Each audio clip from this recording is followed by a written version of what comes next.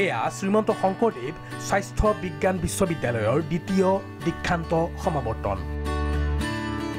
মুখ্যমন্ত্ৰী সৰ্বানন্দ সোণোৱালৰ লগতে উপস্থিত আছে ৫ শতাধিক স্বাস্থ্য বিজ্ঞানৰ ছাত্ৰ-ছাত্ৰী। আৰু এই অনুষ্ঠানতেই স্বাস্থ্য বিজ্ঞানৰ ছাত্ৰ-ছাত্ৰীক আত্মা পৰমাত্মাৰ জ্ঞান হিমন্ত বিশ্ব শৰ্মাৰ। তাত্ত্বিক আধ্যাত্মিকতাৰ জ্ঞান দিলে স্বাস্থ্যমন্ত্ৰীয়ে। আত্মাৰ পৰিতৃপ্তি হলে ভগৱান দৰ্শন হয়। বহুত টাফ হয় আমাৰ কাৰণে, আমাৰ লাইফ বিলাক বহুত টাফ। হিমন্ত বিশ্বৰ ভাষণ ভংগী আছিল অলপ সুকীয়া। শৰীৰে যি বিচাৰে আত্মাই সেয়া নিবিচাৰে, আত্মাই যি বিচাৰে শৰীৰে সেয়া নিবিচাৰে। শৰীৰে মাৰ্চিডিজ গাড়ী বিচাৰিব পাৰে, কিন্তু আত্মাই মাৰ্চিডিজ গাড়ী নিবিচাৰে। আত্মাৰ পৰিতৃপ্তি হলে ভগৱানৰ দৰ্শন হয়। আমাৰ শৰীৰ আৰু আত্মা, আমি দুটা বস্তুক লৈ মানুহ বিৱৰ্তন হয়।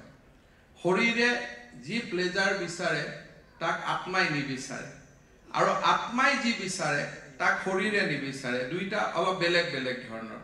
আমি যেতিয়া চাম যে শৰীৰে কি বিচাৰে, শৰীৰে ভাল গাড়ী এটা বিচাৰিব, শৰীৰে ভাল ঘৰ এটা বিচাৰিব, চব বিচাৰিব। কিন্তু যিদিনাখনে আত্মাই কথা কয় সিদিনাখনে দুখীয়া মানুহ এজনক দেখিলে মনটো বেয়া লাগে, হাতৰ পৰা কিবা এটা উলিয়াই দুখীয়া মানুহজনক দিব ইচ্ছা যায়। মন্দিৰত ভগৱানৰ ওচৰত থকা সময়খিনিত মাৰ্চিডিজত অহা মানুহজন আৰু চাইকেলত অহা মানুহজনে একেই প্ৰাৰ্থনা কৰি থৈ গুচি যায়। আত্মাৰ পৰিতৃপ্তি হলে ভগৱান দৰ্শন হয়। বহুত টাফ হয় আমাৰ কাৰণে, আমাৰ লাইফ বিলাক বহুত টাফ। মোহ মায়াৰ ওপৰতো হিমন্তৰ তাত্ত্বিক ভাষণ। কেতিয়াবা কেতিয়াবা আত্মাৰ আহ্বান যদি আমি শুনো, তেতিয়াহ'লে মই ভাবোঁ যে will make progress in both way, both physically and spiritually. 50-60 বছৰত যেতিয়া আমি থিয় হওঁ, তেতিয়া লাইফটোক যেতিয়া পিছফালে ঘূৰি চাওঁ, তেতিয়া দেখোঁ যে আননেচেচাৰী ইমান আমি চিন্তা হ'লোঁ। ওৱান্স উই ৰিচ 50, 55, 60, গ্ৰেজুৱেলি মনত চিন্তা আহে যে কিবা কৰি থৈ গ'লো নে নাই, কিবা কৰিব পাৰিলো নে নাই, অনলি এইবিলাকতে ব্যস্ত হৈ থাকিলোঁ। শৰীৰৰ কাৰণে কাম কৰাৰ লগে লগে অলপ আত্মাৰ শুদ্ধিৰ কথাও চিন্তা কৰি, ক'ৰবাত যদি আমি নাৰ্ছিং হোমত বহি 10টা পেচেণ্ট যদি আমি চাইছোঁ, তাৰ মাজত যদি ক'ৰবাত এজন দুখীয়া পেচেণ্টকো আমি কোনোবা দিনাখন চাই দিলোঁ, then our soul will get extreme happiness. অনুষ্ঠানত মুখ্যমন্ত্ৰীয়ে ছাত্ৰ-ছাত্ৰীসকলক ভৱিষ্যতে সমাজৰ হৈ কাম কৰাৰ আহ্বান জনায়।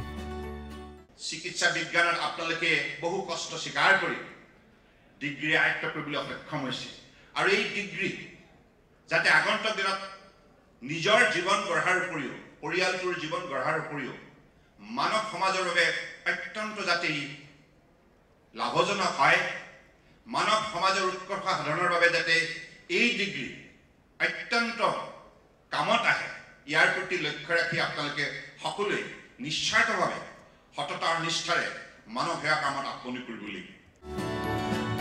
এতিয়া কথাটো হ'ল, ডেকা বয়সৰ এইসকল ছাত্ৰ-ছাত্ৰীক স্বাস্থ্যমন্ত্ৰীৰ এই বৈৰাগী ভাষণে কিমান আকৰ্ষিত কৰিব। নে অম্বুবাচী মেলাৰ প্ৰাকখনত ভিন্ন পৰিৱেশতো উঠলি উঠিল মন্ত্ৰীগৰাকীৰ আধ্যাত্মিকতা। ভিডিঅ' জাৰ্নেলিষ্ট ৰাতুলৰ সৈতে নয়নজ্যোতি ভূঞাৰ ৰিপৰ্ট, প্ৰাগ নিউজ।